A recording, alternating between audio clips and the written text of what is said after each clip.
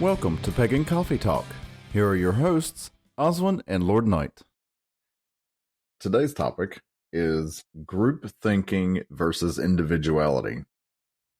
How do you describe group think compared to individual thinking? You know, I guess this is that question of, do you go along with the crowd just because? Are you agreeing with us right now just because you're listening to us? Right, that's kind of what I'm thinking. It's group thinking it's that whole, I guess in some ways it's kind of like peer pressure. True. But now here's a question for you. You also have the mob mentality where the mob suddenly starts to behave a certain way because one person did. Kind of like standing in a line because the person in front of you move. Right. Right. You don't really think about it. Well, there's a story you like to tell that's related to that, and you've seen it happen. We've all seen it happen at some point. You've got a large group of people going down the street. Yeah. Right? Right. One person up front makes a right-hand turn. So everybody else turns. Everybody else is going to follow along with them because they think that's where they're supposed to go. Right. It's the whole pride, or well, any parade march. There's a parade master. You're following them. And then during some of these marches, especially when it's political and they're doing it for people from other groups, will try to get up front to take that lead position and start guiding people down different roads that they're not supposed to. My understanding, this actually happened during Occupy Wall Street. I believe it did, yeah. There was another group protesting something. People from the Wall Street protest, whatever, the bank protest, literally got in front of this group and took them to the same place. Right. But that's not where they were marching to. Right. I mean, come on, think about it. Like when you're going to places like the Renaissance Fair, right? Mm-hmm. Before it opens, everybody sort of gathers up front. There's no line. There's no real here, whatever. There might be some people forming in a line to first get in, but nobody moves until like that first person moves. Right. I've seen them open the doors and nobody come near them until they can get that first person to move. Right. You know, but again, you also see the same thing. Again, another example of groupthink is think Black Fridays. Mm-hmm. People think a store is open or something, and then everybody starts to surge forward. Right.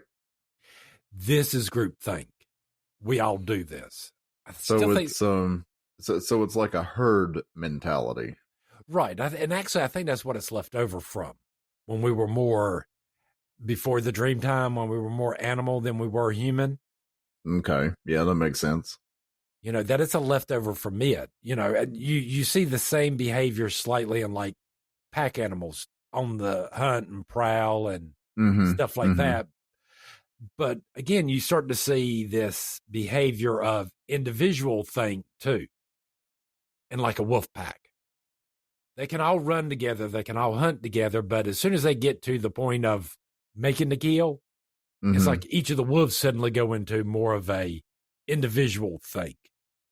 They strike when they think they're ready, not when their leader says. So how do we shut that off? How do we stop ourselves from doing that group think where we could actually be led to our demise so easily, you know, like the sheep over the edge or the fool? I don't know. Can we shut that off? Well, it seems like it. I mean, is it a lack of questioning? Well, why? Why am I following this person? Why do I think this person is leading us somewhere? Why am I doing this particular behavior? Right. But when do we shut it off? When do we actually activate it? Because we've all been in those, you know what I'm saying? Yeah, but that's what I'm wondering. Can we really shut it off? I mean, I think at some point it just gets activated. We might can shut it off afterwards. Well, see, now here's the question. Is this a learned behavior or is this a biological behavior? Well, I think in some ways it's both. I think it's kind of an innate behavior that we have, but I think over the years that innate part is less Well, I mean, there's a than lot what of we've learned. there's a lot of things that we do on a daily basis and don't think about it. Right. Certain things we can control, certain things we don't. Hey, like we cannot control our heart well.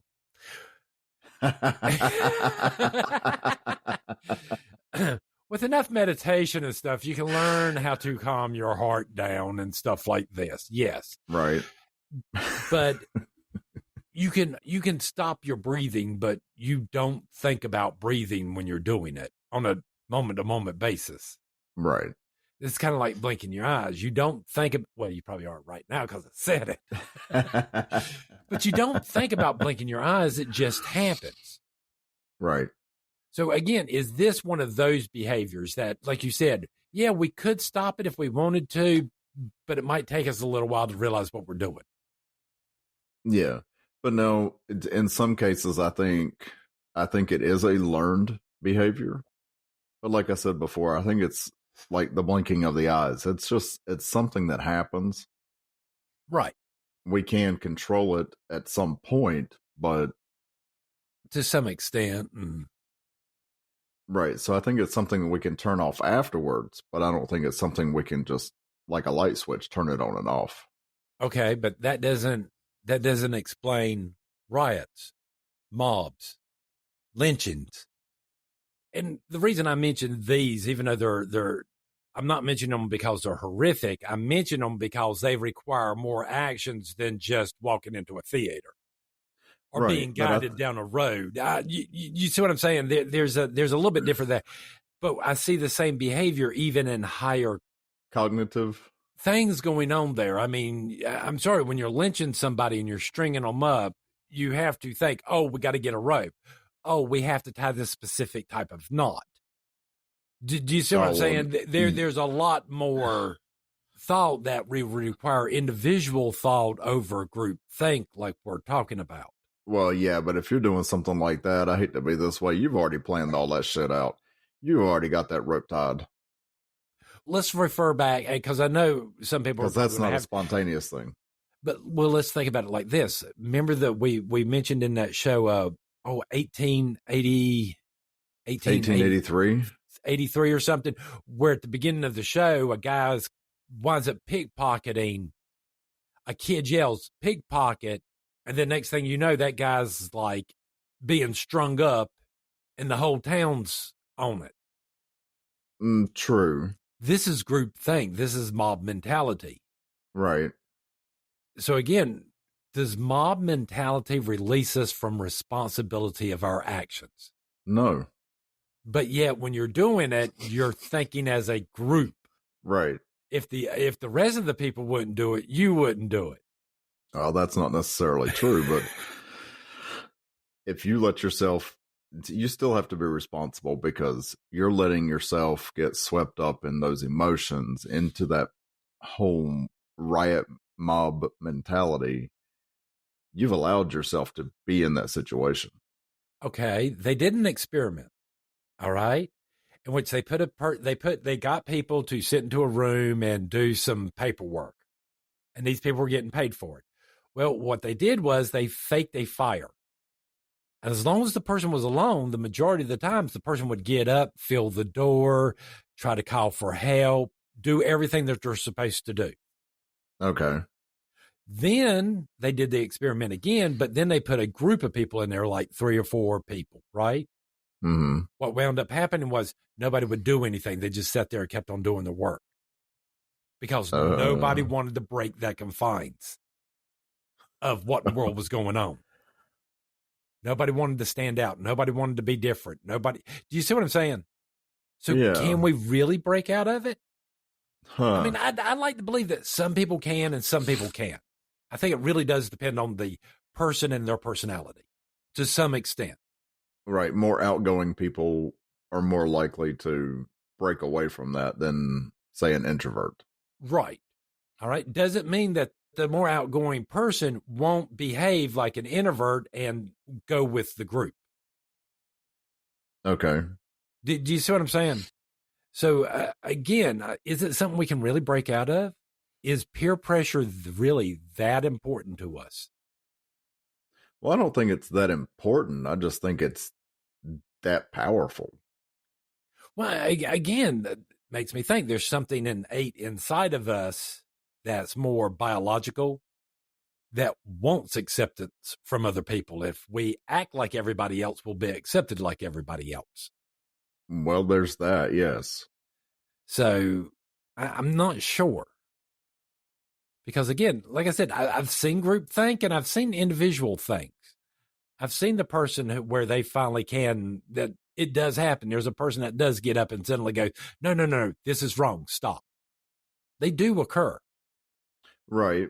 But even then, that person doesn't necessarily have enough sway or influence to change the outcome of that situation. But the fact is that they broke away from that whole mob mentality.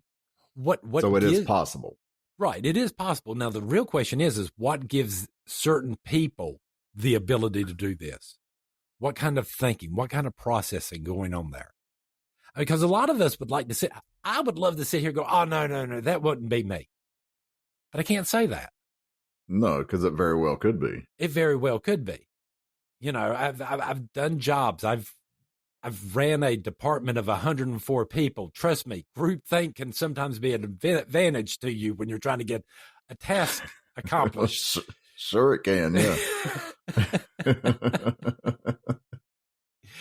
You know, but other times it's kind of like, you can think for yourself. You don't need me to figure out problems. Well, I think there's a couple of things.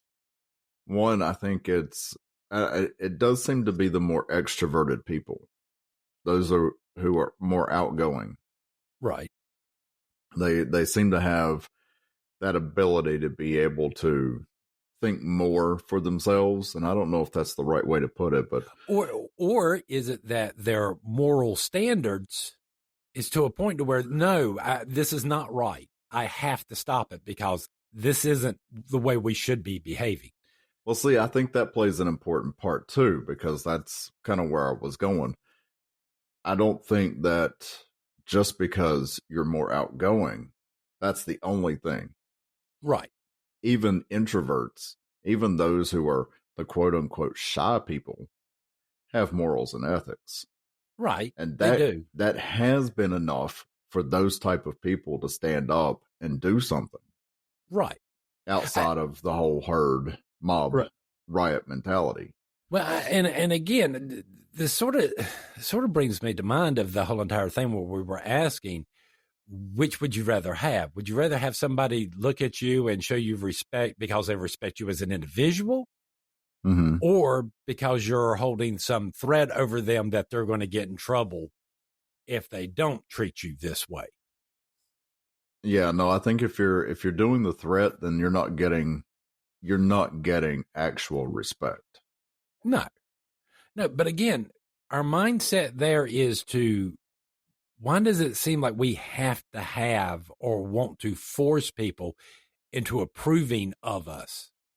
Our own self-worth isn't enough. Right. In other words, if we don't believe enough in ourselves. Right. And that's pretty much what's causing us to reach out for that acceptance from our peers. Right. I mean, we're not talking about the whole so-called smart thing that most smart people don't say anything because they're questioning what they know to begin with. You know, they're smart enough to know what they don't know and then question themselves on it, so they just keep quiet. Right. Because we want acceptance. So, like I said, I'd like to know what in the world it is that gives that certain people that ability to go, no, that is wrong. Don't do that. I don't know. I'm sure there's been a study somewhere. Maybe we'll have to look that up and post a link to it. Because part of me also wants to think that this is also part of that whole entire where they do a survey of people driving about their driving, and everybody rates themselves slightly above. Right. But the truth of the matter is everybody's average. Right. That's like me. I'm an average priest. I'm nothing. Ooh, you know. Right. I'm not no multi-generational. I'm not. I'm just your average little priest. I'm just an average little priest, witch priest, whatever. And why is that so hard for us to accept? See, I don't know. I mean, I don't. I think it's because I think a lot of us are overachievers. If we don't put forth the confidence that we are the better person, quote unquote, better person, then we feel like we have failed ourselves. But somebody has to be average. Well, sure. All right. I mean, again, it's the whole entire thing of if you go around and calling everybody special, nobody's actually special. Right. Then, too, it's not that we're not good at something. Everybody's good at something. Somebody can be better than average at something. At something. But there's nothing wrong with just being average. But I don't know where that whole mentality comes from, that we feel like we can't just be average. Well, again, and I don't know where it comes from. For some reason in my mind, this all leads back to having people to accept us. Okay. Do you see what I'm saying? That all these behaviors are really nothing more than I have to be verified or I need someone else's approval for me to be me. It seems what all this comes down to. But so the question is where does that come from? Doubt, not actually believing in what in the world you can actually do. You know, self-confidence. You know, I'm sure it all comes from, a lot of self-doubt. So it's a validation issue. Yeah. We can't self-validate what we do. Therefore, we have to have validation from other people. If we don't have that validation, then we're not that. Right. We're not as good as we think. Okay. Do you see what I'm saying? This is where in my head, and again, I could be wrong, I keep on seeing the same pattern. It all seems to come down to humanity or humans overall want to be accepted by those around them. It's an innate part of our personality, of our driving force.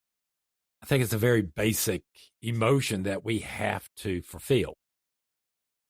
Do you think that social media is playing a big role in that now in this day and age where everybody's out for that like, everybody's out for that subscriber, everybody's out for... I think social media is taking advantage of that because it is just, again, it's one of them things that we do is I don't think it's necessarily something we can completely control. Okay. Nobody died from holding their breath. Well, you know what I mean? Your body, we've all done it as kids in the whole 9 yards. Right. No parents ever worried about this because we already know your body will not let you do this to yourself. Right. Like this. Just going, right. You know, I'm not talking about the ones that, anyway. Does that make sense? So I don't think it's anything that anybody can 100% escape. I think we will all fall into it at some point. I don't think there's any one person out there that would never fall for it. Does that make sense? Right. But we do have the ability to analyze the situation and break free of it. And right. Because I've seen where in the world it does happen up into higher forms there. You know what I mean? This group thing. Mm-hmm. Let's talk about higher emotions create better memories. I was taught this lesson by Lord Man when I was learning how to cast circle. Okay. Basically, he got me all riled up. Mm-hmm. I was pretty pissed off. And then he told me to do my quarter calls one more time, and I actually got them all right. And yeah, after that point, I actually did start to memorize that more easier. It doesn't have to be a bad emotion. It doesn't have to be anger per se. The idea there is the higher the emotional level, the greater the memory imprint in the brain. All right. Why? They're defining moments in our lives, I guess. They actually define who we are, our personalities, how we handled it, what in the world was going on at the time. Okay. So is this something we can control? I don't think so. I think it's something we can manipulate to our advantage. If you can get yourself, if you could heighten your emotions while studying, I don't know, quantum mechanics or philosophy, or pick your most boringest subject, right? But if you could get a more higher emotion there, the likelihood is you'll remember the information better. Okay, but you're saying if you can. If you can. So is it feasible that we can do this?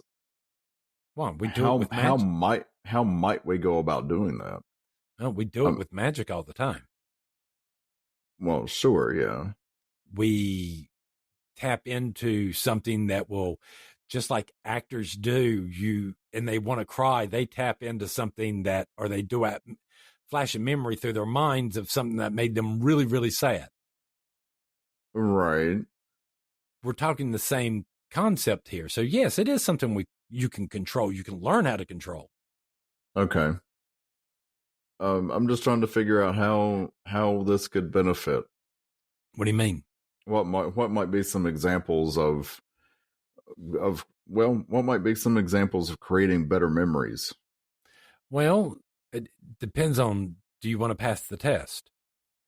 I have told people for a number of years that when you study something, and especially if you're going to be like quizzed on it at some point, so you're going to be in school, the best bet is to study. And then when you go to your meditation, go back over the information while you're in a meditative state, because you're more connected with your subconscious at this point. Well, that's where our emotions come from, our subconscious. True. So when we're in high states of emotions, our subconscious is more active. So we will have a better memory of it, because this is where we store all this stuff. With your job, y'all normally do those morning meetings, right? Yeah. We have a department and huddle, if you will. Yeah, huddle. Yeah. Okay, huddle. All right. And how often do you actually remember any of that crap? Besides, are we getting raises? not very often. Because you're sitting there and you're like, ugh. So you don't remember them. Being the supervisor and having to get this, and working with housekeepers and stuff like this, you know how many of these housekeepers will come up to you later and go, hey, in the morning meeting, you mentioned something about this or blah, blah, blah.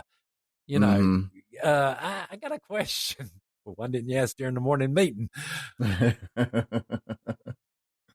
I didn't even realize you were talking. Right. So again, our emotional state seems to be directly related to how well we remember something. Now, for all that said and done, why do we seem to have a hard problem with people remembering what they look like, or picking people out of a lineup who's been attacked by somebody? Well, I think in something like that, it's such a traumatic event that the brain's trying to block that information out. Maybe. But is there a way that we can tap into that and use that to help us remember those details? So you're sitting there saying that maybe sometimes that the emotions can be so overwhelming that we just don't remember it all? Yeah. We either don't remember, or it kind of blurs together. Yeah.